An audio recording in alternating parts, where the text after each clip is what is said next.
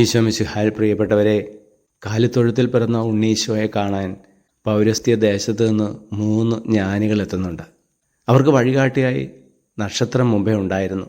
ആ നക്ഷത്രം കണ്ടുകൊണ്ടാണ് അവർ യാത്ര ആരംഭിച്ചത് പോലും. അങ്ങനെ ജെറുസലേമിൽ അവർ എത്തി. പക്ഷേ പിന്നീട് അവർ നക്ഷത്രത്തെ ആശ്രയിക്കാതെ അവരുടെ ബുദ്ധിയെ, അവരുടെ ആലോചനകളെ ആശ്രയിക്കുകയാണ്. രാജാതിരാജനായ ഈശോ കൊട്ടാരത്തിലായിരിക്കും പിറന്നിരിക്കുന്നത് എന്നുള്ള ചിന്തയോടെ ഹെറോദോസിൻ്റെ കൊട്ടാരത്തിൽ അവർ എത്തിച്ചേരുകയാണ്. അവർക്ക് വഴിതെറ്റിയെന്ന് അവർ മനസ്സിലായി. വീണ്ടും തിരികെ അവർ നടക്കാൻ ശ്രമിച്ചപ്പോൾ അവർ നക്ഷത്രം കണ്ടു. സന്തോഷത്തോടെ അതിൻ്റെ പിന്നാലെ യാത്ര ചെയ്ത് ഭവനത്തിലെത്തി ഉണ്ണീശോയെ കാണാൻ, മാതാവിനെയും ഔസേപ്പിതാവിനെ കാണാൻ അവർക്ക് സാധിച്ചു. പ്രിയപ്പെട്ടവരെ, യേശുവിൻ്റെ പക്കലേക്ക് നമ്മെ എത്തിക്കാൻ നമ്മുടെ മുമ്പേ ഒത്തിരി നക്ഷത്രങ്ങളുണ്ട്.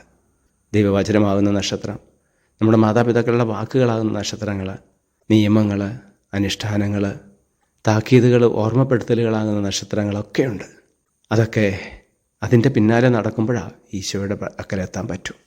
നമ്മുടെ വിചാരങ്ങളെ, നമ്മുടെ ബുദ്ധിയെ നമ്മൾ ആശ്രയിച്ചാൽ വഴിതെറ്റിപ്പോകും.